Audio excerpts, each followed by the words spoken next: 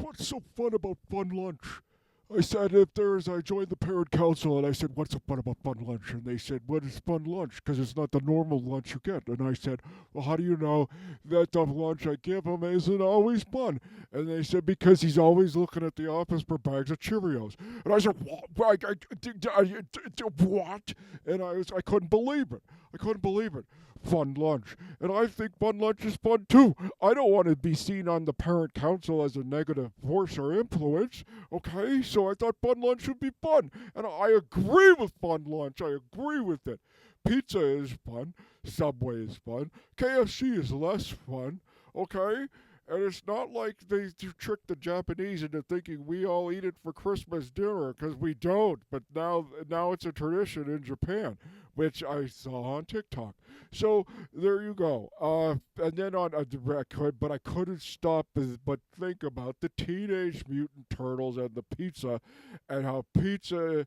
Because I read the tweet that said, why are we so obsessed with pizza? We're not obsessed with pizza. And then the tweet tweeted, yes, we are. Look at this. Pizza here, pizza party this, pizza party that. Teenage Mutant Pizza Turtles, okay? And it's pizza, pizza, pizza, okay?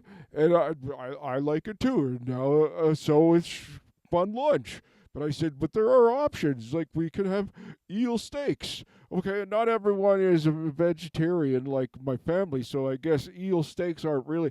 It's more like harkening back to my past, okay? Which I thought I was half eel, and I'm talking about eel steaks, so that makes it kind of not edible in a way, edible in a way. So there is a way to give a fun lunch that's different than pizza or Subway or Edo Japan or what's the other place that they have? Uh, Coco Brooks. So, okay, there's Sandwich Day. Okay, there's Grilled Cheese Day where I will come and I will make grilled cheeses from Gruyere and Brie and have a cornucopia of different breads: rye bread, white bread, other bread, grains, and sourdough bread. Okay, they're separate breads. The way I said it, it made it sound like it was a grains with sourdough or a sourdough with grains, but it's two separate breads. Okay, so I said I could do this, and then they said, "You say you could do a lot of things, Mister Head."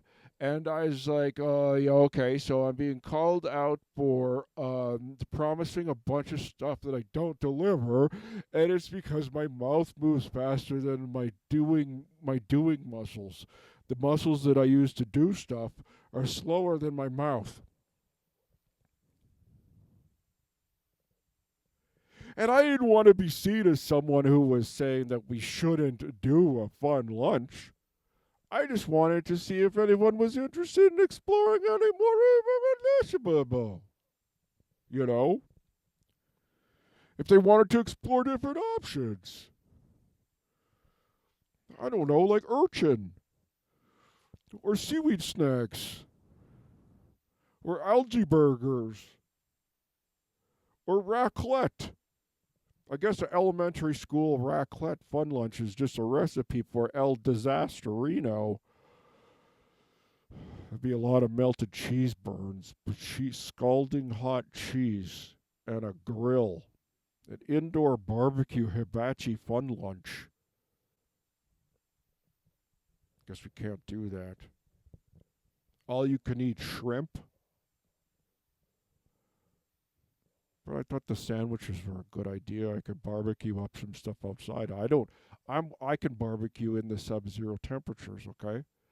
Because I can stay warm. The radiation from the barbecue heat keeps my head warm, which keeps my brain warm, which keeps my dong and all the other organs warm so that I can continue to function, okay?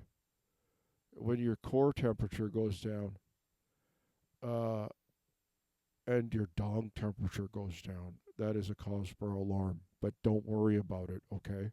Because I have also dressed for the weather with my wool pants, my wool short pants, which I happen to love, and I think it makes me look jaunty, not mentally ill.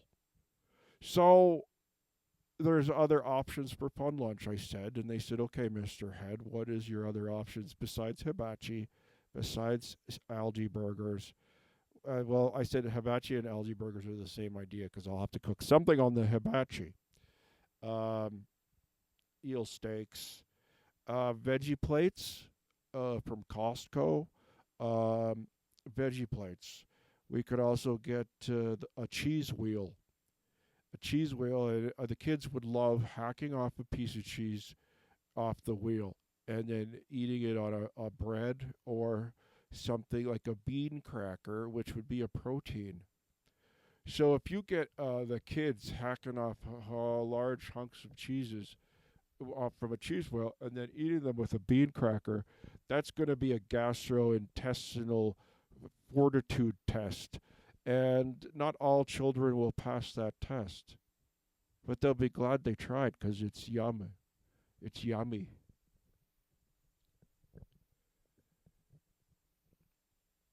It's not so much that I want them to have a cheese wheel per se, but I just wanted them to think outside the box. And maybe me saying cheese wheel would make someone else think of something different that they wouldn't have thought of if I hadn't have said cheese wheel.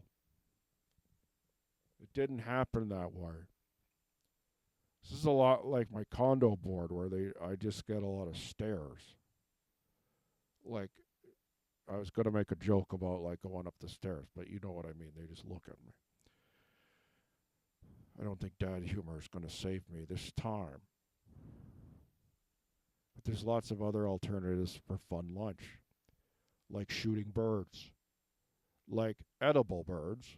Okay, I'm not talking about like a blue jay, but like geese can be really nasty individuals. And I'm not saying that just because something is nasty, it's just there's a plethora of them, and they're not cute. So and then it would be a good learning experience for the child to learn how to scald the feathers off a goose, to feather pluck them, and to dress a goose. But that didn't go over well either. So then I thought, well, what if it was a potluck? And we all brought like a casserole, and then everyone could choose their casserole and have casserole. But then the kids are like, they didn't like that idea either. But I wanted the fun to remain fun, so you could have a bunch of clowns serving it. And I'm talking about actual clowns serving the meal, okay? Because I'm a volunteer at Fun Lunch handing out pizzas, but there's a lot more I could be doing, like making balloon animals. I could be a funeral clown, except food clown, like food service clown, fun lunch clown, okay? uh, handing out food, but also tweaking noses, making my arm longer than the other arm, doing a bunch of circus tricks like trying to juggle, fire eating. I'm good at that because I'm really good now at sticking a swab all the way to the back of my head, which is reminds me a lot of fire eating. So I could try that. Uh, I can't do so many stunts anymore. Um, because of I got bursitis in my knee. And they said, "What?" And they said, "Well, if you're physically incapable of volunteering for Fun Lunch, then we're going to need you off this board." And I said, "You're just looking for an excuse to get rid of me." And they said, "Don't be so combative." And I said, "No, it's what I've been afraid of." You know that thing when you mess up so you get mad? Rhetorically speaking, and that's what happened to me. Oh no. And I said, "I'm sorry, everyone. I just thought I would share some ideas, and I didn't mean to think to infer that everyone was doing a bad job because they're not. They're doing a great job. You're all doing a great job, and you didn't have to have me on the parent council in the first place, but you took a chance on me. You took a chance on a guy, on a dad, to be on the parent council, and I think they were just so thrilled.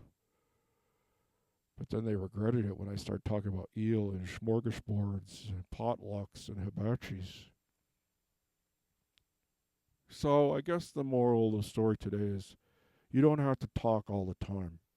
And just because you have an idea doesn't mean you have to share it.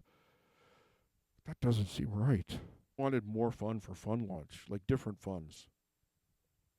You can't just have the same 5 funs the whole year.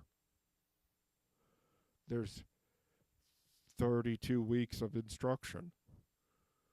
You need 32 fun lunches.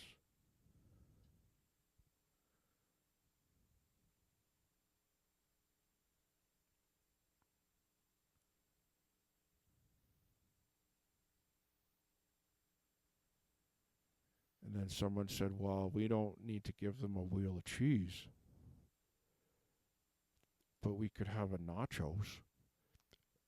We could have a world record nachos.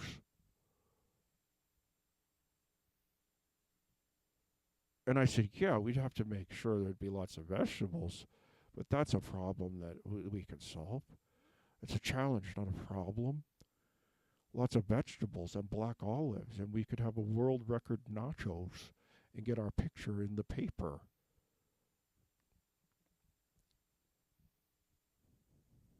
So sometimes you should say something about a cheese wheel, even though you know it's not going to really happen. And the actual chances of it rolling down a hill are not zero. So we're going to break the world record for nachos. And they said, great idea, Silverhead. Go ahead and do it.